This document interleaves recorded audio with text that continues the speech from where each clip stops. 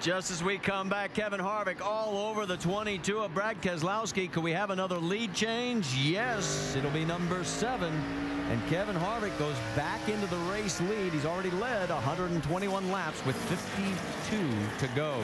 Yeah, we heard him talk about the 22's not quite as good on the longer run. He's just no match for Harvick on that. But look, just a little bit back there. There's the 21 coming in a hurry. He is coming in a hurry. Clint Bowyer, it has been one of those adventuresome nights. This car has DNF'd a total of 8 times this year. He has not even had a top 5 in the 11 times he's been in it. And look at all of a sudden, here he is in 3rd. And you think that if this stays green, DJ, he's going to win. Well, he's got the freshest tires, and he has a fast race car. He's shown that all night. He's got plenty of fuel. I don't think fuel's an issue for the first 2, but you can just see, we've seen how much difference that it really makes having just 15 or 20 laps fresher tires. He's kind of forced into this kind of strategy because of the contact that he had with that left front fender. He's going around Willie Allen in the 05, who is in 33rd position, 3 laps down. Don't forget to go to Goodyear.com and show your thanks and help support our troops. Goodyear, the official tire of NASCAR. All right, Doc, what's the latest you're hearing on Clint Bowyer? Well, he's coming, and they're very excited in his pits. You know, Marty, give a call to Clint Bowyer's young crew chief, 28-year-old Danny Stockman, who grew up in Riverside, California. He said, I used to go to the racetrack when I was a kid and chase rabbits around the fence and watch all the legends race at Riverside. And now I'm hearing this as a crew chief. He's the full-time crew chief for Austin Dillon in the Truck Series. There's 16 points, 4 poles, and a win. But it's only his 3rd ever time to stand on the box as the crew chief for a nationwide car. They had Austin Dillon at Loudon in June and Bowyer at Bristol in August. And how special would it be for this young man working for one of the legends, Richard Childress, to take Clint Bowyer maybe to victory lane tonight. He's been very poised and very composed on that box. Well, this driver just took over 2nd spot as he went around the 22 of Brad Keselowski, and he is closing in on Kevin Harvick. Harvick's got lap traffic in front of him right there. I can promise you that's the only team out there that's hoping there's not a late race. But there is the caution that he didn't need. Just got into the corner Oh, my goodness. of Brian Scott, and the caution comes out for the 6th time. What the hell is that all about? He just slid up, I guess overdrove it, trying to get his lap back, slid up and hit us. And that is a caution that 21 team didn't need, because now with the limited sets of tires they have, they don't have any fresh tires to put on the 21, and the other cars do. So, man, he needed that race to run out green. So, man, the stories continue to turn. He was just getting ready to make some chicken salad out of chicken fingers till this happened. Wow, that's unfortunate. I can't believe Yeah, that. he just slid up. Looked like he just got in the corner a little bit hard. Yeah, you can see him loose. Actually, he got loose right there and had to correct it. Just that one little twitch of the steering wheel. Man. Yeah, really unfortunate. It's too bad for Brian Scott. Yeah, we're talking about Bowyer. Yeah, it's really unfortunate. He was just trying to finish out after having a bad night, too. Yeah, Brian's 30 laps down. Remember, he had that engine problem, the oil problem, putting behind the wall early in this race. Doc?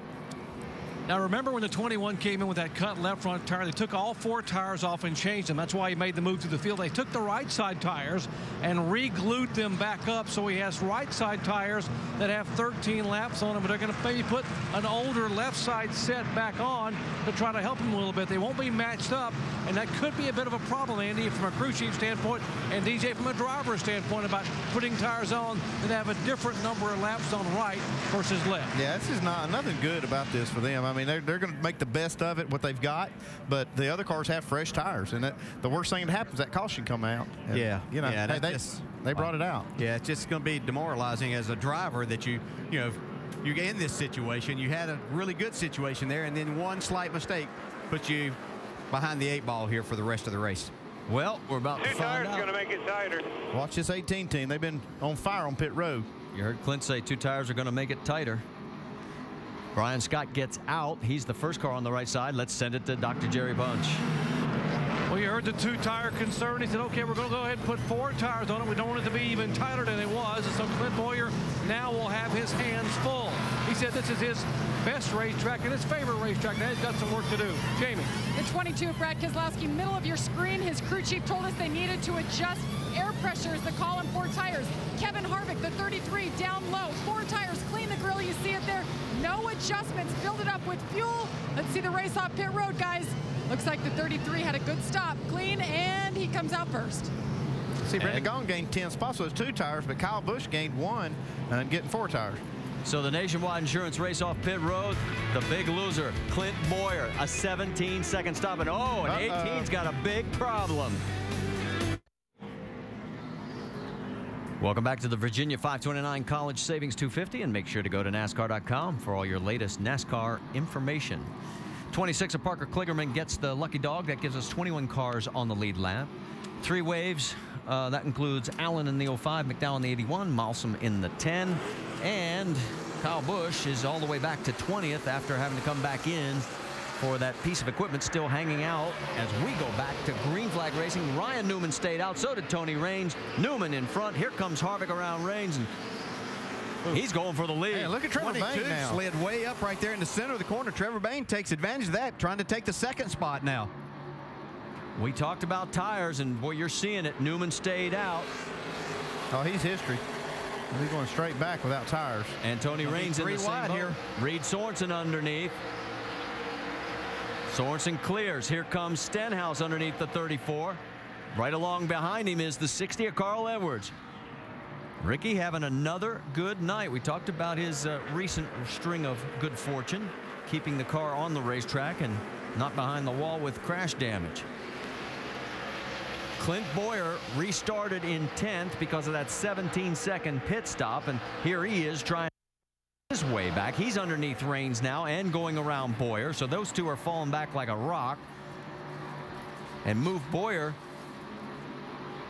back up to, well, now they're saying he is in 12th position, so he restarted a little bit deeper than that. I'll figure that out for you in a second. See Stephen Wallace there on the left side going around Brendan Gaughan, his teammate, who only took 2 tires that last time, so you can see the difference.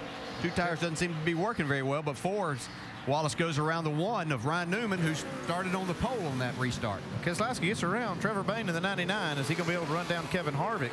You know, he had a good car in a short run. All right, let me correct myself. It was 17th that he restarted on that. So Boyer has moved up to 9th now. Elliott Sadler 3 rides with the 12. 34, Tony Raines makes a couple of spots up there. There's a little contact. Little bumping going on between the 62 and the 12 on board with Brendan Gaughan. Well, it's getting down to go time here, and these guys got tires that either they've been on for a while or just 2 tires, not driving quite as good as they'd like. So Allgaier, see a lot more contact. Goes underneath the number 1. So Allgaier moves up to 14th. Newman drops to 15th.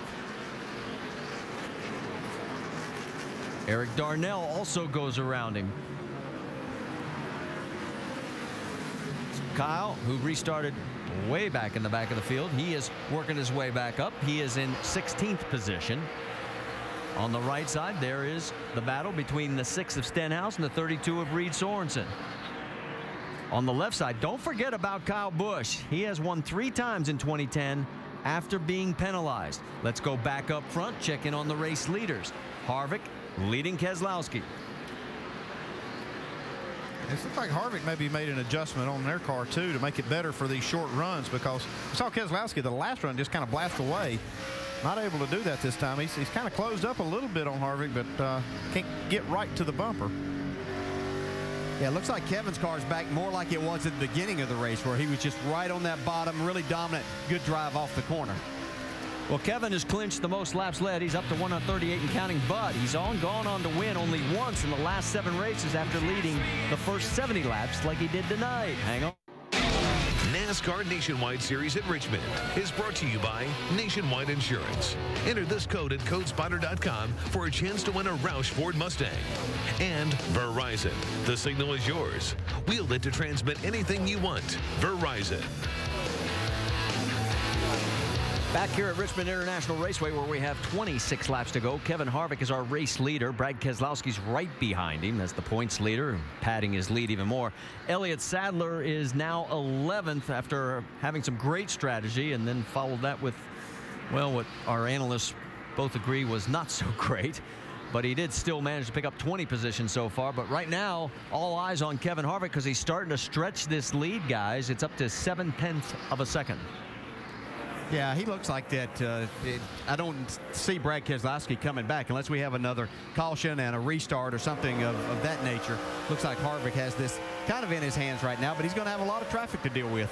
Battle for 12th between 3 cars. Leffler in the 38, Allgaier and Kyle Busch, as Kyle is trying to fight his way back to the front after the penalty. You can see just a little contact there between Allgaier and Jason Leffler. Kyle Busch is just looking for somewhere to go. It's all for position. The patience meter may be running thin here because we're down to 23 laps to go.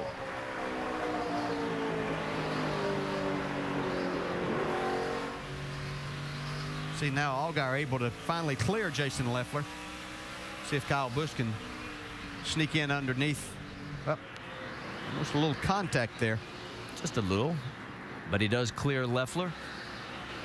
So now Kyle moves into the 13th position. Still a long way to go, though. He is 9.5 seconds behind the race lead, down to 22 laps.